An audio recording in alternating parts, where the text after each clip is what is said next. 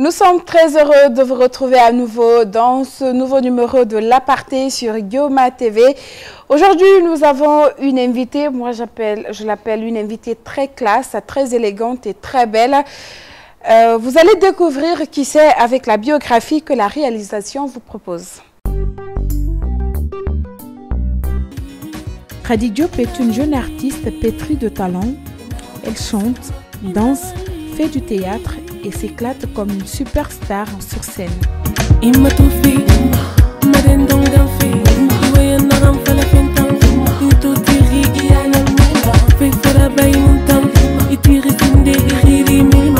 Cette Guinéenne d'origine sénégalaise a toujours été bercée par l'art et la culture urbaine.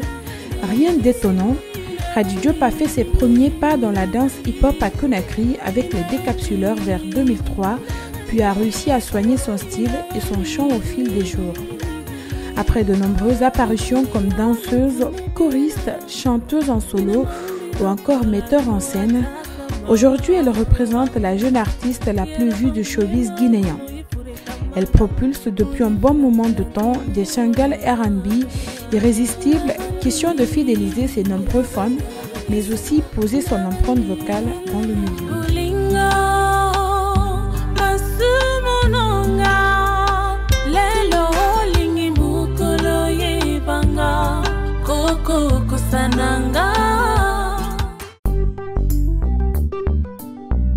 Retour sur ce plateau, Khady Diop, bonsoir. Bonsoir. Comment vous allez? Ça va, merci, vous? Ça va très bien. Alors, Khady Diop, née au Sénégal et grandie en Guinée, comment s'est passé, disons, le transfert?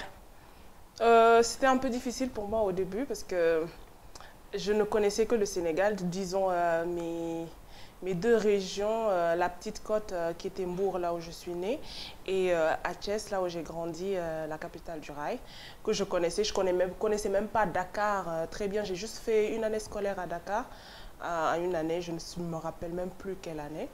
Et c'était difficile pour moi de quitter, parce que déjà, j'avais mes tantes qui me disaient tu pars à Conakry, il n'y a pas de courant là-bas, il n'y a pas d'eau. Tu ne vas pas te laver pendant une semaine.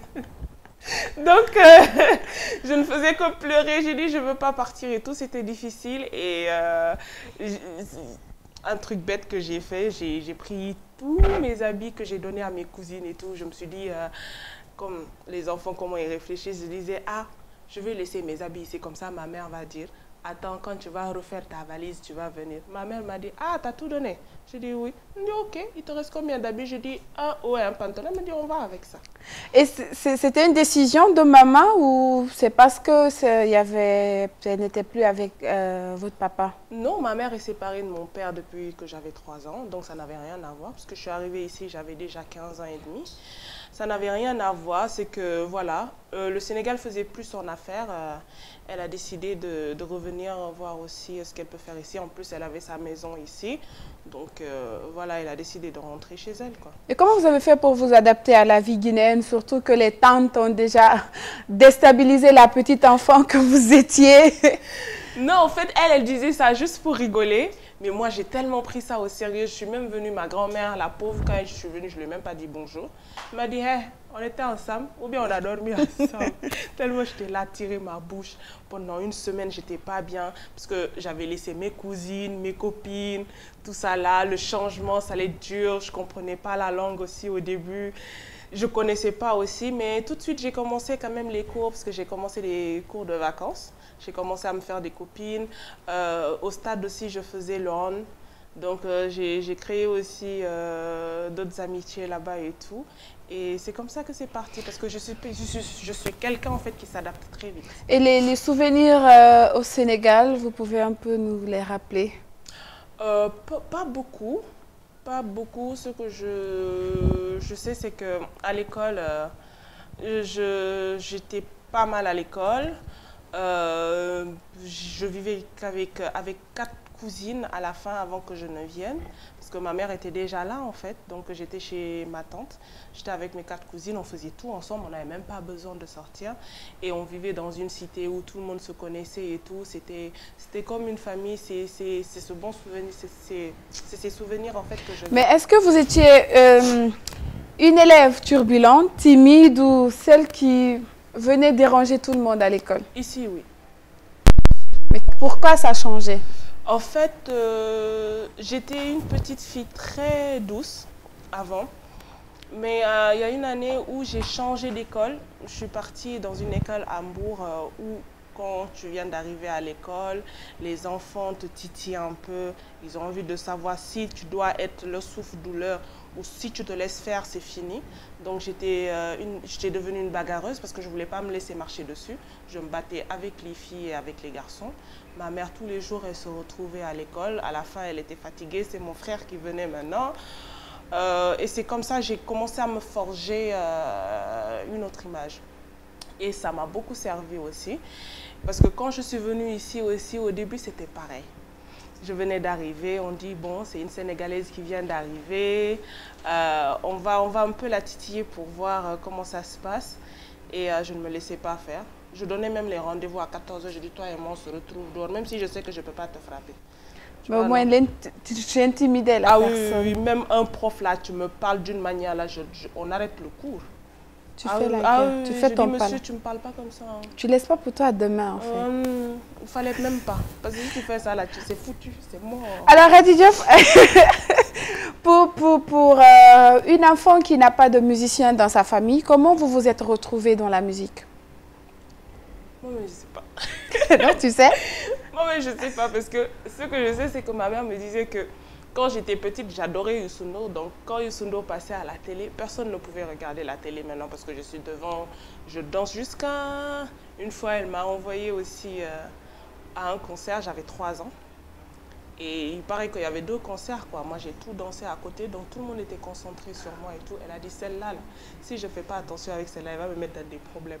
Donc, c'est comme ça que c'est venu l'amour de la danse et de la musique. Je ne sais pas d'où ça vient, franchement, mais ça a toujours été en moi. Et tu l'as jamais vous n'avez jamais appris à chanter? Non. C'est venu comme ça? Ni à danser, ni à... Et est-ce que ça a été un problème entre votre famille et vous, votre maman? Surtout ma mère. Et qu'est-ce qui s'est passé? Alors, ma mère, elle ne voulait pas, surtout qu'elle voulait que je continue à l'université et tout, mais voilà, parce que j'ai fait un peu de journalisme aussi à l'université, et elle voulait que je continue. J'ai dit non. Toi et moi, on avait dit quand je finis le bac. Maintenant que j'ai fini le bac, elle me dit non, continue. Elle voulait juste me truc pour lui faire plaisir. Voilà. Pour lui faire plaisir, j'ai continué, mais j'ai vu qu'en fait, à un moment donné, il fallait choisir, parce que la musique, elle est très jalouse. On peut pas mélanger 2 choses en même temps. Donc c'est comme ça que j'ai décidé de lâcher. À l'université? Oui, et ça a été très dur parce que parfois je revenais du studio à 7 h du matin. Elle n'aimait pas ça, j'étais quand même assez jeune, vers 21 ans, 22. Elle n'aimait pas trop ça. Parfois même je retrouvais mes affaires dehors. Elle me dit là où tu étais, va dormir là-bas. Elle partait se plaindre chez mes grands-parents pour me dire d'arrêter la musique. Et aujourd'hui, c'est ma plus grande fan. Et vous parlez souvent de votre mère. Qu'en est-il de votre père? Alors, mon père, je ne le connais pas trop parce qu'il s'est séparé de ma mère, j'avais 3 ans. Donc après, il a fondé sa famille aussi à côté. Mais voilà, on n'a pas de contact. C'est vrai, souvent on se parle et tout, mais c'est pas trop ça. Moi, je connais plus ma mère qui a été une mère et mon père aussi en même temps. Et à part vous, votre maman a d'autres enfants? Oui, j'ai mon grand frère aussi, de même mère, qui a 9 ans entre lui et moi. Donc voilà, j'ai mon grand frère et moi, on est 2. Sinon, du côté de mon père, je suis la première et j'ai des petits frères. Alors, on a parlé tellement de maman, de papa, de carrière, parce que aujourd'hui, moi, j'aimerais savoir, vous avez fait de la musique, vous avez aimé de la musique. Est-ce que la musique a impacté votre vie? Beaucoup, beaucoup, parce que j'ai vécu... tout ce que j'ai vécu de merveilleux ou de mauvais, je l'ai vécu un peu dans la musique. Parce que comme ça s'est passé à l'école aussi, quand je venais de rentrer dans la musique, non, déjà dans la danse, il fallait que je m'impose parce que j'étais la seule fille entre les garçons pendant les débuts, en fait, j'étais la seule fille entre les garçons. Il fallait que je montre que non, on ne peut pas marcher dessus. C'était une bataille. Après, dans la musique aussi, il fallait aussi, parce qu'on a trouvé des grands frères et tout, et il y a d'autres. Quand tu viens d'arriver, ils ne te prennent pas trop au sérieux. Ils ont envie de te piétiner. Même s'ils savent que tu as un talent, ils ont envie de te montrer que en fait, tu ne vaux rien, juste pour se sentir supérieur, alors que toi-même, tu as plus de talent qu'eux. Donc ça aussi, c'est une autre bataille aussi qu'il fallait mener. Donc c'était bataille. Et est-ce que vous vous rappelez de la première fois que vous avez pris le micro et que vous avez chanté? C'était tellement drôle. On a quitté une tournée avec Fodé Barreau, avec les Fishkilla. Et quand on est revenu, on a eu un décès, Mike One, paix à son âme, qui organisait souvent les battles, les concours de danse et tout pour nous. Et quand il est décédé, en fait, on a décidé de faire Rupat, Fishkilla, Lil Sako et moi, de faire un son pour lui. Donc c'était le premier single dans une des chambres des Doc du Fostry en ville à l'époque. Et j'essayais de me convaincre en fait qu'il fallait attraper mon ventre pour que ma voix sorte. Mais c'était trop drôle. Et il fallait voir Fishkilla aussi qui vient derrière moi, qui m'a tapé. Non, non, non, vas-y. Aramini, je suis là. Depuis qu'il est... Oh. Donc c'était une expérience, c'était fun. Quand j'y pense aujourd'hui, je me dis, j'étais tarée quoi. Comment on peut croire qu'il fallait attraper le ventre pour le faire? Mais au moins, c'est une histoire et c'est là que nous tous même, on a commencé la musique en même temps.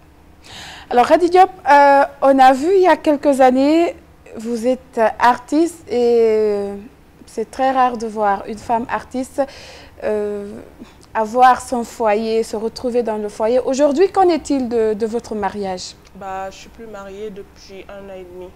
Pourquoi? Je suis séparée depuis 1 an et demi, mais voilà. Divorcée, séparée?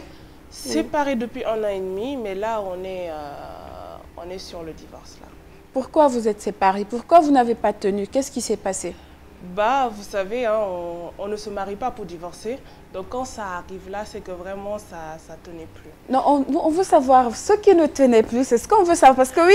C'est très beau à dire, bon, ça n'a pas marché, on ne s'est pas compris. Non, mais pourquoi pas une histoire vous de ne dire vous ça êtes n'a pas pas compris? marché. Moi, j'ai pas honte de parler de mon ancien mariage. Parce que c'est une expérience aussi pour moi de savoir que déjà de un, le mariage, c'est pas une fin en soi. Du moment que même je me suis mariée par amour, j'y croyais. C'est pas comme si j'étais pressée de rentrer dans un mariage, non. C'est parce que j'avais rencontré quelqu'un, je me disais on pouvait évoluer ensemble, on pouvait se battre ensemble. Et c'était quelqu'un vraiment qui me soutenait dans tout ce que je faisais. Mais quand je suis rentrée dans le mariage, j'ai vu un autre visage. Et j'en ai souffert pendant 2 ans et demi. Mentalement, physiquement, jusqu'à aller aux tentatives de suicide, toute seule dans la maison. Un stress que je ne peux pas expliquer. Donc après, ça n'en vaut pas la peine. Pourquoi ne pas sortir de ça et se reprendre? Et aujourd'hui, je me reprends et je suis très fière de cette femme que je suis devenue. Très forte en plus. Et est-ce que c'était votre premier amour? Non. C'était pas mon premier amour, mais je l'ai aimé aussi, sinon j'allais jamais me marier parce que l'élan sur lequel j'étais, quand on me voyait, on sait que j'étais pas une go prête à rentrer dans un mariage. C'est parce que j'y croyais que je suis rentrée dedans. Donc si ça n'a pas marché, c'est parce que Dieu l'a voulu comme ça, je pense. Et nous, on aime bien remonter le temps. Est-ce que vous vous rappelez de votre premier amour? Oui. Il s'appelait Paul-Pierre Ngoum, un métis capverdien au Sénégal. Vous l'avez rencontré à l'école ou... Oui, à l'école, oui. Est-ce que vous gardez de bons souvenirs de lui? Oui, de très bons souvenirs parce que c'était quelqu'un qui était tellement beau. Et moi, c'est à quel âge? J'avais quoi, 15 ans? Okay. C'était copains, copines, genre vite fait, quoi. Avec des lettres? Yeah! Maman. Là n'existait plus dans nos cahiers. Et est-ce que vous êtes toujours en contact aujourd'hui? Non, quelque chose que je regrette beaucoup, parce que quand je pars au Sénégal, j'ai tellement pas le temps, que je pense que lui, il est devenu un père de famille maintenant. Hein. Il jouait au foot en ce moment, en même temps il y avait l'école, on s'entendait super bien, quelqu'un qui me respectait énormément Et pourtant, il avait les filles comme ça derrière lui. Parce qu'il était beau gosse. Ouais, mais ça ne l'intéressait pas. Quand on dit métis capverdien. Mais à part lui, est-ce que vous avez rencontré d'autres personnes, à part votre ex-mari, bien sûr, est-ce que vous avez rencontré d'autres personnes que vous avez aimées vraiment, ces personnes en qui vous... Oui, à part Paul, mon premier copain que j'ai eu, dont je tairai le nom ici, parce que maintenant c'est un responsable. Mon premier copain que j'ai eu ici, oui, mais après c'était quoi des histoires vite fait. Non, en fait, c'était pas des histoires vite fait, mais j'étais devenue en fait une fille qui s'attachait pas. Parce que je me disais, de toute façon, les hommes, ils sont tous pareils et tout. Et aujourd'hui, c'est ce truc-là que je regrette, en fait, tu vois. Parce que c'est sûr que vous avez laissé beaucoup de personnes passer. Non, même pas beaucoup de personnes passer. Mais je me dis que si j'étais restée aussi dure avant, peut-être qu'il y a certaines choses que j'allais pas vivre aujourd'hui. Mais bon, tout est une histoire d'expérience et c'est important aussi de passer par là. Et est-ce que, moi j'aimerais savoir ta vie de star, comment tu as pu gérer ta vie de star avec tes vies de couple à l'époque? Dieu a fait quand même que je suis pas une fille intéressée, donc ça ne m'intéresse pas. Les hommes qui suivent juste parce que tu passes à la télé. Au contraire, quand un homme vient me montrer trop qui il est, moi ça ne m'intéresse pas, c'est tout de suite je te dis... va de l'autre côté. J'aime bien la simplicité en fait. Je suis très simple de nature. Peut-être que je peux ne pas montrer ça, mais à la base, je suis une fille très simple. J'adore la simplicité. J'adore quand je suis sur scène ou sur un plateau d'émission, peut-être là, il y a la star qui sort. Mais à part ça, franchement... je préfère vivre ma vie tranquille. C'est pour ça que j'aime pas souvent me maquiller, parce que c'est quand je suis maquillée que les gens me reconnaissent dans la rue. Je pars à Madina, quand j'étais mariée, toutes les femmes de la ville là-bas, je leur fais un coucou en plus. Toutes les femmes de la ville au marché là-bas me connaissaient. C'est moi qui faisais mon marché, c'est moi qui faisais ma cuisine, mon ménage, tout. Hein. Donc voilà, j'ai voulu quand même me simplifier cette vie-là et ne pas trop prendre cette histoire de star sur la tête. Être chanteur aujourd'hui, c'est un don de Dieu, je crois. Surtout que je ne l'ai pas cherché, je ne l'ai pas travaillé. Donc je me dis, c'est un travail comme tout le monde. Quand tu es sur scène, tu es en train de travailler. Quand tu es en dehors de la scène, tu vis comme tout le monde. Et on revient au niveau de votre ménage, comme vous l'avez souligné tout à l'heure dans votre intervention. Alors, est-ce que votre mari, votre ex-mari acceptait que vous mélangez votre vie musicale et votre vie de ménage? Il ne m'a jamais interdit de faire mon travail, mais les conditions de la maison ne me permettaient pas de continuer mon travail comme je le voulais, parce que après quand tu quittes le studio à 23h, c'est des problèmes. Tu travailles aussi dans la maison jusqu'à 18h. Quand est-ce que tu vas avoir le temps de travailler, quoi? Est-ce que ce ménage vous a un peu stoppé dans votre carrière, c'est-à-dire à un certain niveau, est-ce que vous vous êtes dit, bon c'est bon, j'arrête la musique, je me concentre sur mon foyer? Oui, beaucoup. J'ai voulu vraiment me concentrer dessus. Bon, comme lui aussi, il a fait ses efforts comme il pouvait, hein. Mais voilà, on ne s'est pas entendu, il y avait un problème d'entente. Surtout que moi, il y a des choses que je ne pouvais plus supporter.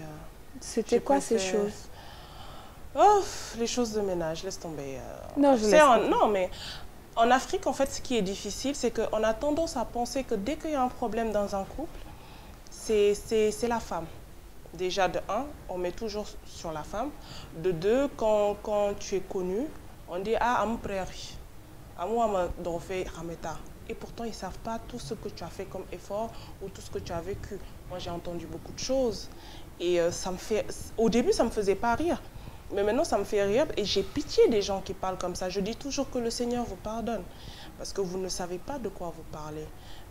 Ça n'a pas marché, ça n'a pas marché. Je ne serai pas celle qui va dénigrer son ex-mari ou parce qu'on va toujours s'attendre à ça. Moi, j'ai envie d'en parler, pas pour moi, pour les autres aussi qui se pressent de rentrer dans un ménage. Je pense que c'est mieux de s'occuper de son avenir d'abord, avoir quelque chose de très solide avant de rentrer dans un mariage. C'est très important. On aimerait continuer avec les questions, mais là, il est temps pour nous d'aborder la petite rubrique « J'avoue tout ». Alors, on va avec la rubrique et puis on se retrouve juste après. Retour sur ce plateau avec Rady Diop, chanteuse, musicienne. Alors, à vous, Rady Diop, vous allez piocher 5 questions. Non, les questions sont très gentilles. Bismillah.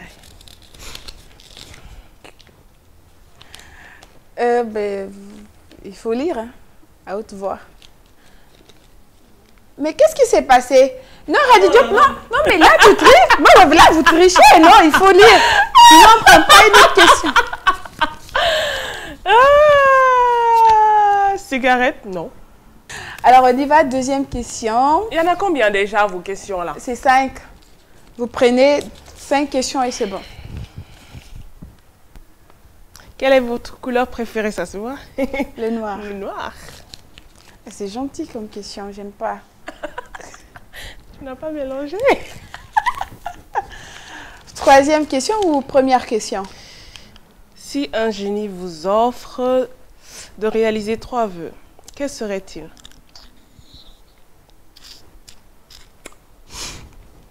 Beaucoup d'argent. Rendre ma mère heureuse. Un enfant? Non. Ah, ma chérie. Troisième. Le troisième là, ce que tu as dit là, Ça fait partie? ça fait partie, mais pourquoi pas 4 vœux? Ok, 4. Un enfant 3. Un bonus?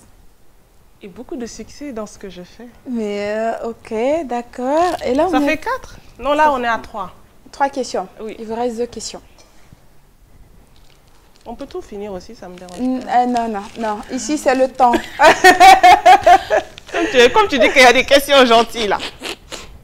Quelle est la dernière émotion qui vous a... Ouf, ça, je voulais pas cette question par contre. Bah, il faut essayer de lire parce que moi, je n'ai rien entendu. Quelle est la dernière émotion qui vous a de plus marqué? J'ai perdu un ami, un petit frère que je pleure toujours, qui était Inky, avec qui je vivais à Dakar, et qui est décédé brusquement le lendemain de la fête par noyade. Et on était obligé de revenir jusqu'ici, l'enterrer, ça a été un choc pour moi. Et Ça va aller. Ça va aller. voilà, Ça fait combien de questions? ça fait 4. Ça va aller. Vous avez de très beaux souvenirs avec cette personne. Parlez-nous de ce frère. Je peux pas. Si. Si, vos souvenirs, qu'est-ce qu'il était pour vous? Pourquoi vous l'aimez tant? Il a beaucoup marqué votre vie. Je peux pas parler de ça. Si, vous pouvez parler de lui. Si vous pleurez, c'est parce qu'il est dans votre cœur. Vous l'avez perdu depuis quand? Il y a juste 2 mois, c'est frais. C'est encore frais. Quels sont les souvenirs que vous gardez de lui? Efforcez-vous, on veut savoir c'est qui cette personne, nous aussi. C'était une bonne personne, respectueux, qui n'était pas concentré sur le matériel, qui mettait tout le monde bien, qui n'aimait pas vexer, qui un rassembleur en fait. Et il a fait que du bien autour de lui. Il était musicien aussi? Non. Donc lui, il avait ses diplômes. Il venait juste d'arriver des États-Unis. On s'est retrouvés et le confinement nous a bloqués à Dakar. Et lui, il devait finir ses études aux États-Unis. Il était juste venu en vacances et il n'est plus reparti. C'est quoi son vrai nom? Il s'appelle Inky Traoré. Inky Traoré. Je suis désolée. On va avec la dernière question. Peut-être c'est la question qui va nous faire rire. Allez, Rady Diop, on vous connaît tellement souriante. Est-ce que ça va parler des fantasmes?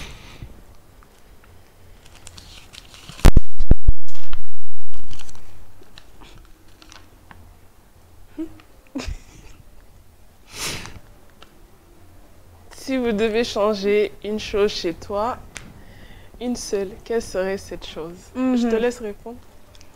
Sa façon de rire. Tout à l'heure, en off, je l'ai dit. Je ne sais pas pourquoi, quand vous riez, bon, en effet, ça serait là, peut-être, moi, pour moi, pour vous, ça serait quoi? Mais c'est ça. Il faut faire de l'effort, c'est juste simple. Mais je peux pas. Alors, c'était la rubrique J'avoue tout qui a sorti certaines émotions. C'est vrai que cette émission, c'était pour rire, mais à un certain niveau, si les émotions les plus tristes aussi sortent, ça c'est pas mal. Alors, Hady Diop, quels sont vos projets d'avenir aujourd'hui? Vous avez essayé le ménage, ça n'a pas marché. Dans quoi vous allez vraiment être focalisé? Bah là, je préfère me concentrer sur mon travail déjà, parce que le premier mari de la femme, je pense que c'est son boulot. Et voilà, j'ai fini l'album là depuis janvier et je suis à Dakar pour l'album. Je suis rentrée la semaine passée, on l'a terminé, juste les featuring qu'on va venir travailler ici. Et voilà, quand tonton ou tata Corona va décider de partir, on va essayer de faire découvrir... Et moi j'aimerais vous poser une petite question. Quel est votre plus grand regret dans votre vie? Au mariage. Pourquoi? Parce que j'en ai souffert énormément. J'ai pas honte d'en parler aujourd'hui, mais voilà, faut pas avoir honte de parler de ses erreurs et de sa souffrance. Ça permet aussi une thérapie aussi. C'est un grand regret et voilà. Et vous n'êtes plus en contact avec votre ex-mari? Là, non. Mais au début, vous oui. avez essayé d'arranger? Oui, on a essayé d'arranger. Ça n'a pas marché. Je pensais que ça allait revenir et tout, mais après, le fait d'être partie, ça m'a permis au fait de voir que je ne suis pas une moins que rien. Et il fallait que je me relève de ça en fait. La vie ne se limitait pas qu'à ça. C'est vrai qu'aujourd'hui, tu vas te séparer, les gens vont parler. Surtout, nous, on est habitués à ce que les gens parlent et tout. Mais côté ménage, tu ne pouvais pas t'attendre à ça. On se marie pas déjà pour divorcer. Et aussi, qu'on mette la femme ici et que tu l'acceptes, c'est pas moi en fait. Je me suis dit, ma chérie, réveille-toi, ça c'est pas toi. C'est pas toi. Tu mérites mieux, tu mérites plus. Et je suis une lionne et je me suis relevée comme une lionne que je suis. Et un autre côté, est-ce que vous avez des rêves les plus fous que vous voulez réaliser? Oui. Déjà, être une très très très grande star, ramener beaucoup de trophées en Guinée. Parce qu'aujourd'hui, il y a plein de questions qui se posent. Hady représente la Guinée ou bien le Sénégal. Je représente la Guinée. Tout ce que j'ai appris aujourd'hui, c'est en Guinée que je l'ai appris. Si j'étais au Sénégal aujourd'hui, je n'allais jamais chanter. Même au Sénégal, on m'appelle la Guinéenne. Donc, j'ai envie d'amener la musique guinéenne très loin. Et Inch'Allah, par la grâce de Dieu, on y arrivera. Alors, on est presque à la fin de cette émission. Hady Diop, on vous connaît très cordon bleu. Vous savez faire plutôt spécialité... Pas plus que vous. Ok. Cuisine, c'est sénégalaise ou guinéenne? Vous réalisez beaucoup plus? Laquelle des cuisines vous savez faire? Les deux. C'est quel plat vous pouvez faire? C'est-à-dire, même quand on vous bande les yeux, vous pouvez réaliser ce plat. Quelque chose de très rapide, il y a ça. Et le tchèp? Le tchèp aussi, ça fait partie des plats en fait que j'adore faire, que je fais aussi bien. Alors, Hady Diop, dans votre quotidien, est-ce que vous avez des anecdotes? Il y en a beaucoup. Allez-y. Oula, ça, je ne me rappelle même plus. Hein. Il y en a tellement. Là, tout de suite, là, je vois rien. Mais il y en a trop. Et dites-moi, ce côté artiste et vos relations avec vos amis, est-ce que ça impacte votre relation? Et vos amis, vos meilleurs amis? Ou après la musique, vous vous retrouvez pour discuter? Vous avez... Moi, déjà, j'ai deux meilleures amies. Il y a Aleida Sissé, qui est ma meilleure amie, et Il y a Jean-Marie Kumbassa qui est au Canada aussi, qui est mon meilleur ami. Mais à part ça, j'ai de très bons amis. Et j'ai gardé en fait mes amis que j'avais depuis le collège. Mes amis depuis le collège, c'est mes vrais amis en ce moment. J'en ai deux. J'ai deux grandes sœurs aussi qui m'écoutent beaucoup, Alima Diop et Makale Kamara aussi, qui sont mes grandes sœurs. C'est même pas mes copines, c'est mes grandes sœurs. Donc, les gens qui sont bien sont toujours bien. C'est vrai que parfois, on hésite de faire entrer des gens dans notre vie. Mais il y en a des biens, il y a de bonnes personnes en fait qui sont autour de moi. Donc, tu es du type fermé? Oui, très fermée, oui. J'ai préféré garder mes amis que j'avais à l'école que de me trouver de nouvelles amies. Ouais. Alors, merci beaucoup Khady Diop d'être passée sur ce plateau, en espérant vous revoir très bientôt. Oui, avec plaisir. Alors, c'est la fin de cette émission. Merci à l'équipe technique qui nous a accompagnés depuis le début. Merci à vous également pour toute l'attention que vous nous portez. Et on vous donne rendez-vous très prochainement avec un nouveau numéro, un autre invité. Au revoir.